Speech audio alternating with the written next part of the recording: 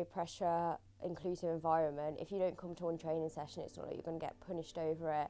It's very much, it's up to you. Like, if you're not feeling up to it, that's fine. Just by being there and offering a safe space again to compete at my own level without the pressures of, again, traditional gymnastics. Gymnastics is a bit brutal when it comes to competing. I think 100% go for it. I think we're starting to have much more of a movement on it now. There wasn't so much of sort of awareness of wheelchair tennis, and it's definitely improved, but I think we still need more people, and I'd say that I've learnt so much and I've gained so many friends and skills, and it's definitely helped me with my disability and my day-to-day life, being fitter, stronger and improving my coordination. So I would say go for it.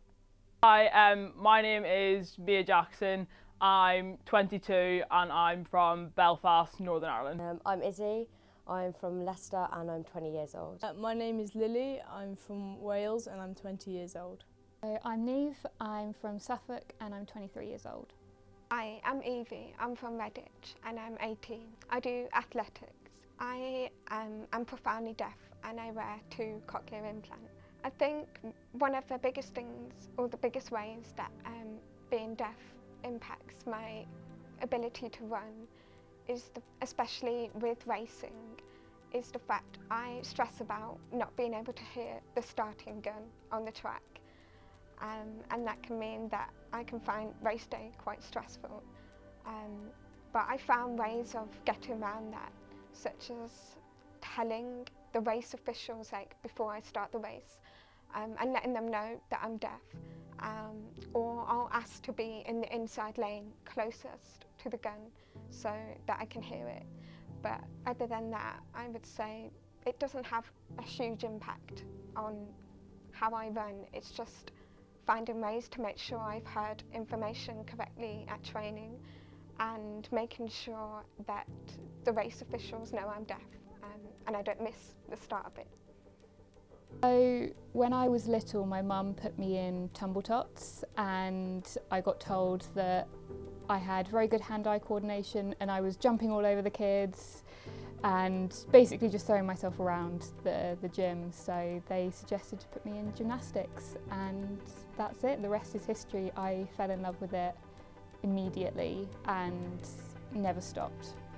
So I have a condition called POTS, which is a dysautonomic disease which essentially affects your autonomic nervous system, so anything you don't think about doing, breathing, your heart rate, your digestive system, all of that. So with sports in particular, the heart rate is one of the most challenging things. So for example, when I've been standing up for too long, my heart rate will increase and it won't go down. And that can cause you to pass out, which obviously isn't great in any form of sport. I have hip dysplasia, so I suffer from chronic pain. It means I do struggle with training regularly, so my training can become quite inconsistent. It's like we have 2 sessions a week. Some weeks I can't make any sessions, some weeks I can only do 1, some weeks 2, so I don't really get to train consistently. And it does mean I have to do a lot more cross-training, so stuff in the gym rather than outdoors all the time. So it's a really random story. I actually didn't really have a sport at all through primary and grammar school. Came to Loughborough first year, didn't do any sport. Decided at the start of second year I'd trial for water polo, as random as you can get. Didn't get into water polo. Had a campus road bike with me and I thought, oh, do you know what, screw it, I'm just gonna go to the cycling freshers ride very early on in my first term of second year, and then I was hooked from then. My parents bought me a better bike so I could actually keep up with the rest of the people in the club, and I suppose the rest is history. How it kind of affects my day-to-day life and my sport, so I've broken countless bones throughout my life, you name it. I've broken it.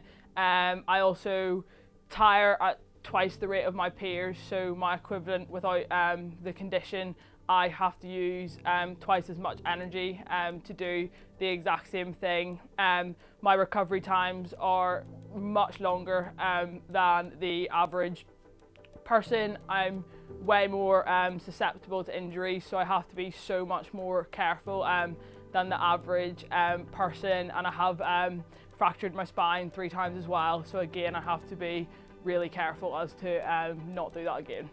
So I play wheelchair tennis. So I started to play at my local club with my friends, but I couldn't really do a lot because I didn't have a tennis wheelchair at the time, so my coach was able to loan one for me. I then got involved with Disability Sport Wales and Tennis Wales and kind of advanced through their system, and that's kind of how I got into it. I have a cerebral palsy, which means that I struggle with coordination and also walking and fatigue, so I can't walk a long distance, hence why I use a wheelchair. I would say that playing with the AU has been really good for me. My coach has been really inclusive and helpful at learning to understand me and the game of wheelchair tennis. Particularly as currently I am the only wheelchair tennis student here at Loughborough. I was really happy to be able to come away with bronze from the last Bucks as well, which was really good for me. When I first joined the athletics club, I emailed both of my coaches to let them know that I'm deaf, and both of them are really supportive and asked me what they could do to help me. So I said, just like in training, make sure you relay all of the information to me before we start the training so that I'm not doing something wrong and not understanding what I have to do.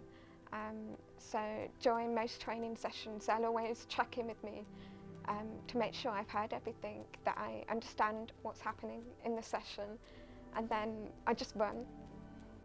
Just being really flexible with training, so it's because it's such a low pressure, inclusive environment. If you don't come to one training session, it's not like you're going to get punished over it. It's very much, it's up to you. If you're not feeling up to it, that's fine. And obviously halfway through a session, if you then don't want to carry on, there's no issues with that either. They're more than happy for you to actually just stop early. And I think just having that environment where you know you can do it at your own pace, there's no pressure on you. Within the next few years, I would because obviously I am a beginner at the moment, working my way up to playing competitively, but obviously I know I'm in an inclusive environment where I can just take my time doing that, so I know it's not going to be something that happens overnight, but the fact that I have that inclusive support environment, I know that it's something I can work up towards. Within Loughborough, I hope to advance through Bucks, so to hopefully get a better result this year, and then in my final year I hope to hopefully win. And then outside of the uni, I'm just about to finish my international classification, so I hope to play my first international tournament in the next few years and then just keep going and see how far I can get. So the facilities here at Loughborough have been really amazing for me to use. So the use of the gym and the fact that it is accessible, I've never experienced anything like that before. So prior to coming to Loughborough, I wasn't able to use my home gym very well, coming from a really rural place. There just wasn't the facilities. And to having access to it's only a 20-minute walk for me for the tennis centre, and all the facilities so close together has really helped. Yeah, just go for it. It took me 3 years to be able to have the confidence to join gymnastics, but it's the best decision I ever made, and it is such a wonderful experience, and you can do it at your own pace without the pressure again. So don't be afraid to just try. You don't have to do the skills that you were doing beforehand. You can just dip your toe back in and experience your sport again that you love, and it can be completely under your control, which is the best thing about it. I think 100% go for it. I think we're starting to have much more of a movement on it now. There wasn't so much of sort of awareness of wheelchair tennis, and it's definitely improved, but I think we still need more people, and I'd say that I've learned so much and I've gained so many friends and skills, and it's definitely helped me with my disability and my day-to-day life, being fitter, stronger and improving my coordination. So I would say go for it.